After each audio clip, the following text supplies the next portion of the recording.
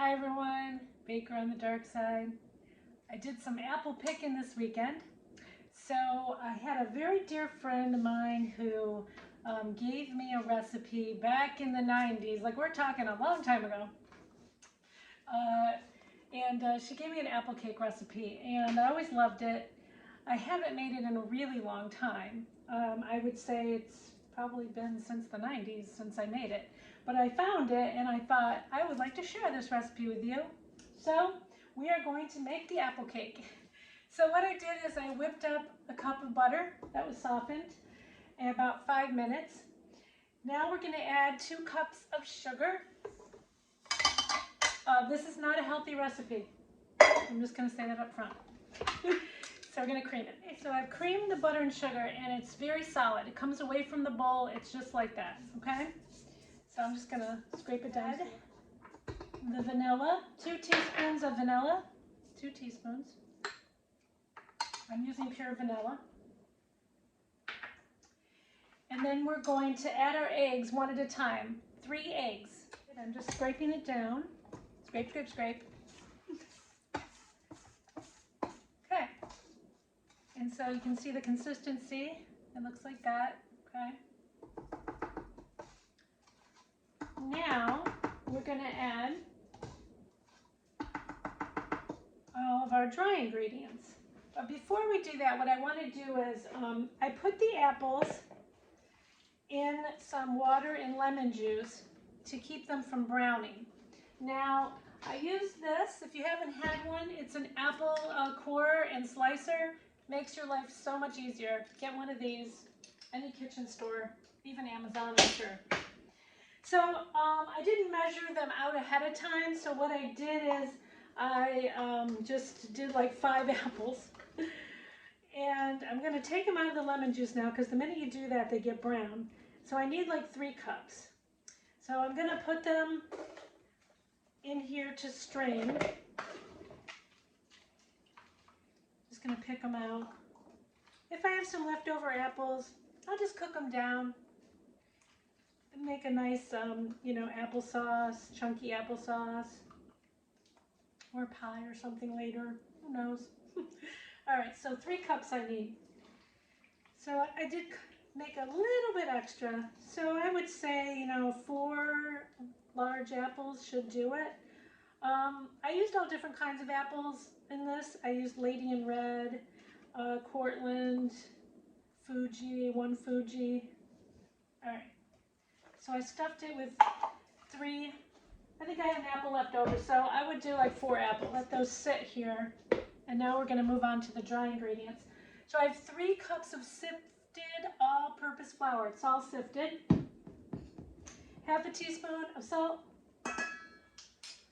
1.5 teaspoons of baking soda. 1 teaspoon of cinnamon ground up. And a 1/4 teaspoon of nutmeg, ground nutmeg. That's all of our dry ingredients. So I'm going to put these in here. I'm going to take this off just to make it easier so I don't spill anything. So I'm putting them in there. I'm going to slowly incorporate that. This is a very thick cake, okay? I want you to see this. It's like a coffee cake. It's very thick. Look at that, okay? Very, very thick. This cake takes a really long time to bake because we are doing it in a tube or a bundt pan.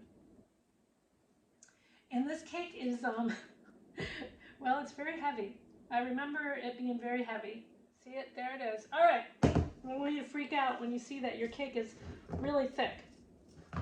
So now we are going to add a cup of raisins or dates. I chose dates. I chopped them up. They're all chopped up. And then we've got now our apples that we drained. 3 cups of apples. And you're just going to fold this in. Now it is going to be difficult because it is very thick. Make sure you have a really good spatula. You can try stirring it a little bit. I mean, this isn't a delicate cake. You don't have to worry about over mixing it. or under stirring it. You just want to make sure that you get all of these apples and dates distributed through the whole thing as best as you can. However, there it is. So it's still thick, but it's got a lot of apples in it. Okay, I greased and floured my bundt pan. I use cornstarch when I flour it. I like it because it's thinner. So you're gonna take this and you're gonna put it in here as best you can. A little bit at a time here. I'm gonna go around it. I mean, the good news is that it's pretty easy to maneuver. You don't have to worry about dropping it in the hole. Fits perfect in a bundt. All right, there it is. Now, that part is probably the shortest time. It is a slow, long bake. And I'll show you when it gets done. But all right, everyone, so I just took the apple cake out of the oven. Look at that. Woo! Now, it was like an hour 15. So it wasn't quite the hour and a half that the recipe said. Luckily, I checked it just to make sure. That seemed like a really long time to me. But I'm going to make sure because you see that the toothpick comes out perfectly clean. So this is definitely ready to come out. So what you do is with bundt cakes is while they're a little bit warm, you take a little spatula and you just go around the edges lightly, really lightly. And that kind of loosens the cake up while it's warm. Just loosens it from the edges. I know the biggest thing with these cakes is that you don't know if they're going to come out without sticking. I did grease it a lot and floured it with the cornstarch. And then you have to let it set at least like not too long, like 15 to 20 minutes. You want to get it so it's not super hot because it'll break really easily. You just want it to cool down enough so that you can flip it on a plate. So I did go around the edges and it smells amazing. And then we'll flip it out and see what it looks like. All right, it's been 20 minutes and I loosened all the sides and it's still warm, but I flipped it over and we're gonna see if it comes out. It seems really loose. I'm feeling good about it. Yes, look at it. Perfection. Oh, look at that. Smells so good. All right, it's still too hot to eat, but I wanted to show you what it looked like. I will cut a slice when it's a little less hot. Hi everyone. All right, so I've got our apple cake with all those wonderful bits of apples in there. And I'm just gonna make I made a quick like little cream cheese glaze. So I had 2 tablespoons of soft cream cheese. I had 1 tablespoon of melted butter. I put in the microwave, melted them together, stirred them, put in 1/3 cup of powdered sugar, and then I had this pumpkin spice almond latte mix. So I put that in until it's a drizzling consistency. And so now I'm just going to drizzle over the top. Now you don't have to put anything over the top. You can leave it plain. You could put powdered sugar in there. You can do whatever you want. I just was going to do a little fun thing with this. You could put some chopped nuts on top, on half of it for the people that don't like nuts. And I'm just going through this right now and just decorating this up. I just thought it would look a little nicer, and I thought that pumpkin cinnamony flavor would kind of just bring out the cake a little bit.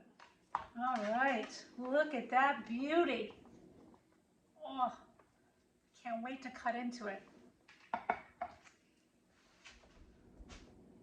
Hi everyone. Okay, so we're cutting a piece of the cake. Here goes nothing.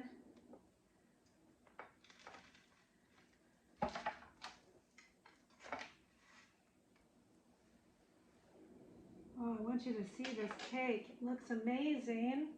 Look at that. Look at the chunks of apple in that. Wow. That looks great. Okay, let's try it. I'm going to tip it over. Yeah, look at that side. That looks really good. Doesn't that look good? Okay. I'm going to get some of that apple, some of that date. It's really dense.